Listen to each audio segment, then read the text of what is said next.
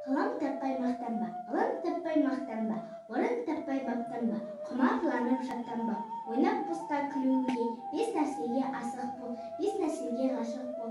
Адам болам десеңіз, тілеуіңіз өмір алдында, оған қайғы жесеңіз, өсек өтірік мақтаншақ, еншек бекет мал жыртпақ, бес дұшпанды білсеңіз, талап еңбек терең ой, қанағат рахым ойлап қой, бес асыл іс көнсеңіз. Жарайсың. Бұл өлең жолдарын кім жазған? Абай Құнанбаев жазған. Абай атамыз қай жылы дүниеге келді? Абай Семей өңірінде 1845 жылы дүниеге келді. Абайдың шын есімі кім? Абайдың азан шақырып қойған аты Ибрахим. Әжесі Зере немересін еркелетіп, Абайым деп еркелеткен. Содан Абай ел алдында Абай атанып кеткен.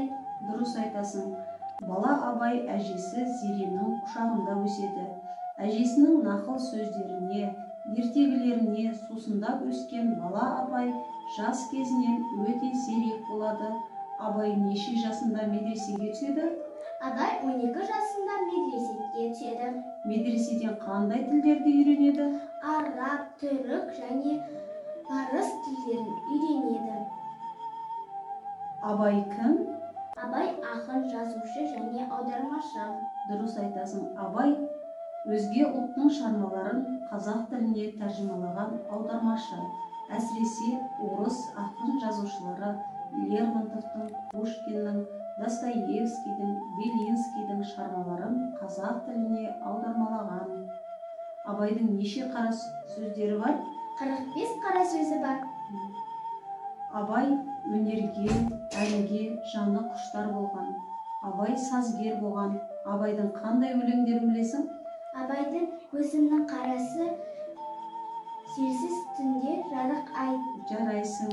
Абай қазақ елін әлемге танытқан дара тұлға.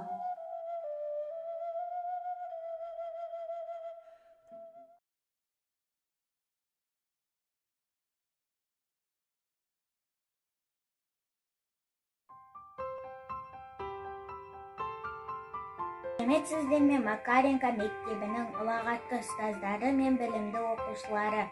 Бүгінгі тәрбие сағатымыздың тақырыбы оқуға құштар оқушы. Оқушы дегенде есімізге бірден мектеп түседі.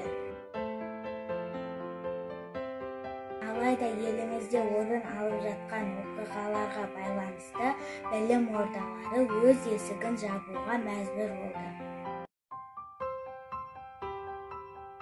Бірақ бұл біздің білім алуымызға кедергі бола алмайды. Сондай сәтте онлайн сабақ беріп жатқан ұстаздарға мың алғыс. Біз сол ұстаздарымыздың еңбегін бағалап, білімімізді шыңдауымыз керек. Ол үшін ұстаздарымыз берген тапсырмаларды уақытылы орындап, бос уақытымызда қосымша кітаптар оқуымыз қажет. Себебі болашақ білімді саналы жастардың қолында. Болашағымыз жарқын болғанын қаласақ, білімге деген құштарлығымызды арттыра түсу керекпіз.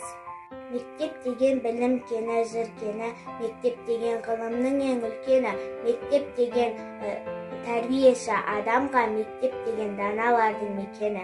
Мектеп менің жарқын көңілім, мектеп шаттық толы өмірім, мектеп әнім болып төгілдің, мектеп анам боп та көріндің.